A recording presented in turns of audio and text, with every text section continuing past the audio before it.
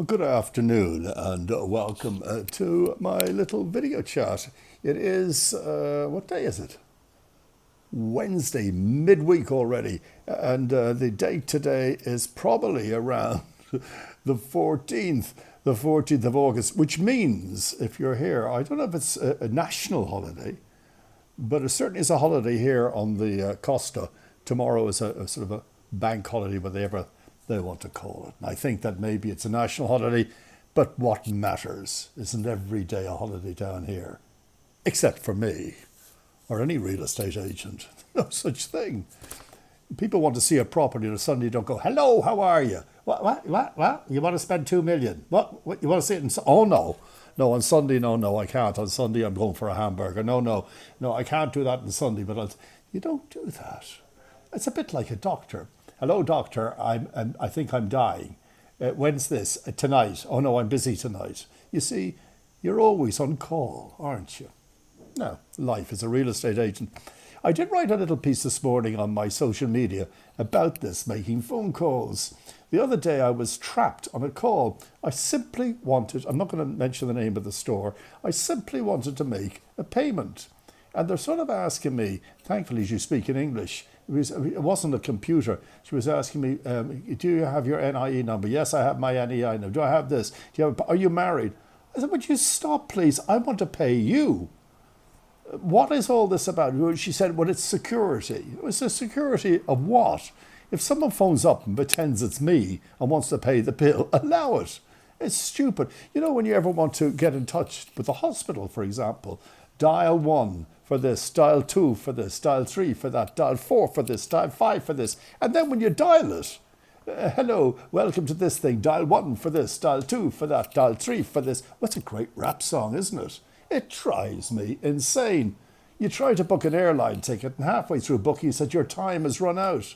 Oh my God, bring me back to the old days when you went to a travel agent and you booked your ticket. Do that for me, please. Anyway, today my little story is about the excitement of Las Vegas and Elvis Presley.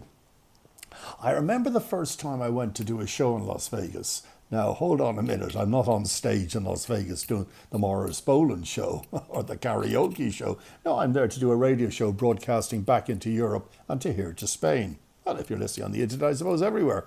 Anyway, when I got so it's Caesar's Palace who booked me, and I've told that story before. And when I got there to the airport, there was a big limo waiting to give me a lift. There he is, you know, with the sign in the hand, Morris Boland. Oh, gee. Yeah, and sitting in the back of the long stretch limo, you know. If you wanted to speak to the driver, you have to stand up and run all the way to the front. Anyway, I asked him, because he can hear you on a microphone, a headphone. I asked him, I said, who's the biggest star in Vegas? Thinking he would say Sinatra or Sammy Davis Jr. or whatever. Oh, no, the biggest star was Elvis. When Elvis came to town, he said the town was coated in flags everywhere. That Colonel Parker had every bit of merchandising in every shop, every restaurant you get Elvis burgers, he gets $1 for that, whatever. So unfortunately, was one of the regrets that I've ever had when it comes to show business. I've never seen Elvis live. It's a regret I had. But my story is not about Elvis, he wasn't there. But I was very lucky to find the Jordanaires were appearing in Las Vegas. Now, the Jordanaires were Elvis's backing group. Bum, bum, bum. I don't know what that bum, bum is, but you know what I mean. They did the ooh, ah, all that. No, they weren't ghosts. Anyway, so I then pursued them, and I was very lucky to get the leader, Ray Walker, to agree to come on my radio show. So anyway, he came in to meet me. I was so excited to hear all the news. Imagine working with Elvis from the very beginning. From the very beginning, I think he joined in 1957. From the very beginning, what was it like before? And then being with Elvis all the way up to the Vegas show. Well, I think they stopped the Vegas shows and the Stomps. Was it that they were called? I think they took over. Maybe they were I'm not sure. Anyway, so I asked him what it was like. And he told me in Sun Records, he said that, is the camera wobbling because it's up against the table, is it? I'm sorry. Anyway, he said that I'll try to not to make it wobble. He said that Elvis, Elvis was really a hillbilly when he started. He had no education as such, a little. But he wasn't that keen at the beginning when he was a teenager, late teenager, when he was just starting as It's All Right, Mama and all, of taking too many baths. I'm not saying the, the Jordanaires used to say when he came into the studio and he took his shoes off, oh my God, they had to beg Elvis to put his shoes back on. You could fumigate the place just to breathe. You never think of that of Elvis, would you? No. Anyway, the story is, so anyway, one of the songs he was telling me in the early days was, It's Now or Never, Come Home. You know that song, don't you? It was originally an Italian song, but Elvis was one of Elvis's greatest hits, It's Now or Never. But if you listen to the song, at the very end, Elvis has to hit a huge, huge high note, huge. And he was struggling like hell. So Ray Walker said he had an idea. He said, Elvis, go over to the microphone, and just as you start to hit that high note, I'll grab you around the stomach and I'll pull in like, oh, and you'll get the note. And that's what he said. Now, whether that's folklore, whether it's just made up, but that's what Ray Walker told me, how Elvis hit that note. And there you are, a little story. So let's move forward. Elvis now, Ray Walker's in Caesar's Palace in Las Vegas, facing me, chatting about his time with Elvis and some great stories. He always said that Elvis was a true gentleman. A true gentleman. He called everyone sir. There was a concert they were appearing, I don't know where, Minnesota, I don't know where it was. Now, Elvis's female backing group were the Sweet Inspirations, led by Cissy Houston, Whitney Houston's mother. They were all black. And there was some auditorium or somewhere they were appearing when the town said to Elvis that we would rather you didn't bring the Sweet Inspirations with you, your all-black singing group. And he said, Elvis said, if they're not coming, I'm not coming. Now, if you ever saw the film Elvis, a marvelous movie. I've seen it twice. Even Jaden, my grandson, he keeps watching it and keeps saying, that Colonel Parker was terrible. And it was played brilliantly by Tom Hanks. But what a great movie. Right at the beginning, really, that Elvis was brought up almost in a black ghetto. And it showed his, I suppose he was black music and gospel music was really what inspired him. In fact, a part in the movie where he sneaks in to watch the gospel singers and they're doing all this, that's where Elvis sort of got his movements from. That. So when he did the Hayride, which is a country and western show, and somehow they got Elvis on there with Hank, I can't remember what his name, not Hank Moore from the Shadows, Hank whatever, a very well-known country singer. They all looked at Elvis, turned up in a sort of a pink suit. He's only about 17. And he burst into song and he started to shake his leg. And all of a sudden, I mean, the boys in the audience shouted out, get a haircut or something. Like Elvis was greased back hair, but the boys were, because he was very good looking, even at 17, the boys were shouting at the audience, you big pansy or something.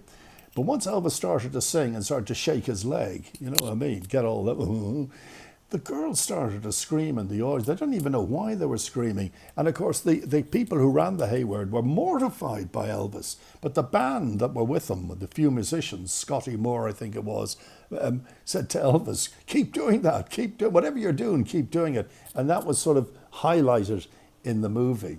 And certainly by Ray Walker. But Elvis was very much into black gospel music, and he would go into black ghettos himself and watch people like Little Richard, B.B. King and people like that. They all great influence in his life and his music.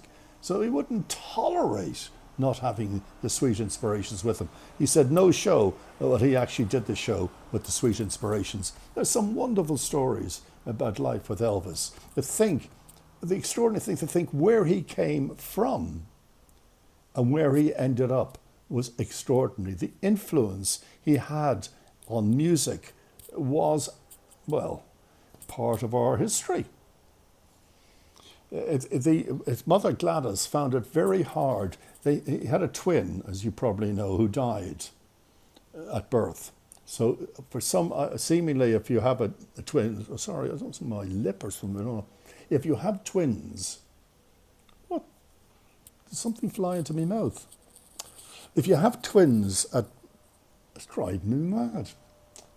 You have twins at birth and one dies, seemingly you cling on to the other twin, which was Elvis. And Gladys found it very hard to cope with, she couldn't stand girls screaming and trying to pull him off the stage. And especially when Elvis went to Germany, she started to drink. And the movie says, I know, Ray Walker didn't talk to me about this so much. Anyway, let's move forward to now, after Elvis had died. Lisa Maria Presley, which was Elvis's only child, as you know, very sad. She's died at such a young age, 2 years ago, whatever. Lisa Maria was hanging around with Michael Jackson. I'm not sure she was married to him at the time, but they decided to put the Elvis Presley show back on stage, which might have been a bit difficult as there was no Elvis, but it was very cleverly done. They took the whole Elvis Presley orchestra, Ronnie Tutt on drums, etc., all the original orchestra, the Sweet Inspirations, the Stomps, all of them, back on stage. They also had the audience, they launched it in Dallas in the Astrodome, I think it was called, 70,000 people. And they had these, you know, when you go to a concert, you don't actually see the singer if you're back in the back seats. But they have these huge screens on stage for you to watch, and most of us do. Even here, when I went to Tom Jones last week, I was in a very good seat, but I liked watching him close up on the screens, and I kept switching to him. So the show would start with the usual boom, boom, boom from Space Oddity, which Elvis used for the beginning of his show. And you could see his car arriving backstage. And you see him get out, and his father and the Memphis Mafia, they call them. I was lucky to interview one of them, and I'll tell you about that another day. Anyway, and then Elvis would walk on stage. Well, he's not actually on the stage, but he's there, and they lip sync his singing with the orchestra that was. So in all of you had the sound and everything that was there, and that show went on tour for years. The Royal Albert Hall, I think, was sold out for 4 or 5 days in a row for that show, and I think it still does tour. But this was the launch of the show, and Lisa Maria had an idea. She said she called Ray Walker Uncle Ray. She said, I have an idea. Michael and myself have put this together. Why don't I come out on stage and make a speech about my father for the opening night? And I will put together a film of my daddy and me. And of course, Ray Walker said this is the most wonderful thing he's ever heard. Ray Walker was in tears just listening to her.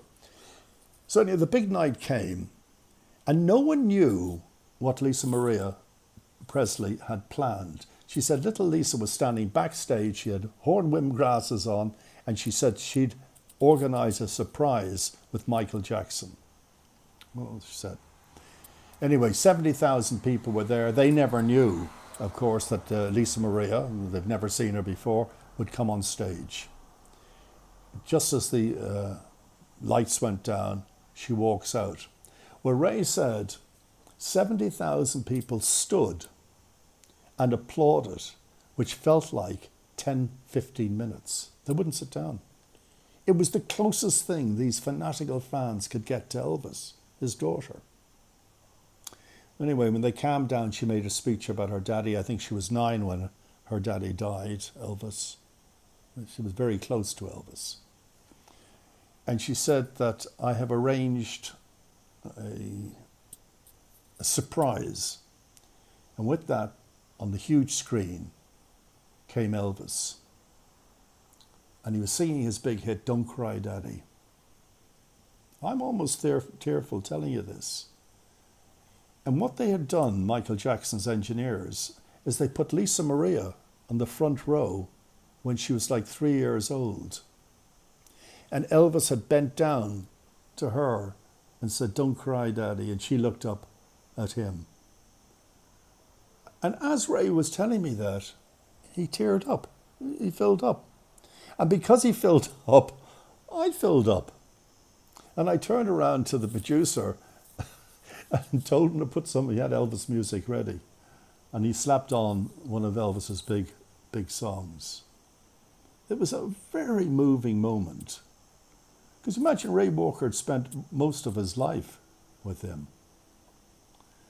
And many years later, it was a great thrill for me as an Elvis fan, many years later, I got a call from a good friend of mine who lives in Marbella, is a very well-known architect, who's a huge Elvis fan, young guy. He used to come to my shows and get up and do Elvis. Do some songs. And he said to me, he's going to bring the Elvis Presley band to Marbella, to the Red Dog Cinema. Now, the Red Dog Cinema in Portobello, I think, got about 5 or 6 cinemas, and one of them turns into a live cinema, a live stage. And I couldn't believe it when I waited backstage to meet the TCB fan. You know, Elvis is saying TCB, taking care of business. That was it was on his sunglasses, on the tail of his huge Boeing jet, TCB, and on jewellery, TCB. And the band called themselves, when Elvis had died, the TC band, the original members of the band. And with them also came one of the bodyguards they did question and answers. It was a fabulous show, question and answers. And one of the questions, someone shouted out from the audience, "What do you buy Elvis for his birthday?" Think about it. Elvis, he used to give Cadillacs away. So what do you buy him for his birthday? Well, he told the audience that Elvis always wanted police badges. You know, he always wanted police badges. You remember I told you once he disappeared one night, Elvis, and they found him at the White House. He went to Nixon. He said, "I want a police badge," and Nixon gave him one. But he always wanted police this, police that, police badges. So what he wanted for his birthday was a blue light with a siren. So they went to the chief of police of Memphis, wherever Gracelands is, and they got him a blue light, a siren, and a paper, whatever, legally all done. After a while, he said that they had to approach Elvis because he was stopping too many cars and giving citations. Can you imagine you're driving along and you're speeding, and the next minute there's blue light behind you, oh God, the police, and they pull up, Elvis gets out. Well, that's one of the many stories they told that night. And I was delighted that night to host that show. Now, the guy who sang all the Elvis songs, and my idol, Ronnie Tutt, you'll see some photographs of me with him, the guy who sang all Elvis' songs, one of the things they insisted, it says low battery, have I run out? One of the things that they insisted on, and do this quickly, was the guy not to impersonate Elvis. They didn't want that. They wanted him to sing Elvis songs as the singer he was. Anyway, that's my little story for today, and I hope you enjoyed it. And I'll be joining you shortly. Speak to you later. Well, I will speak to you later. I hope that didn't stop, by the way, when it showed battery low. I hope that didn't.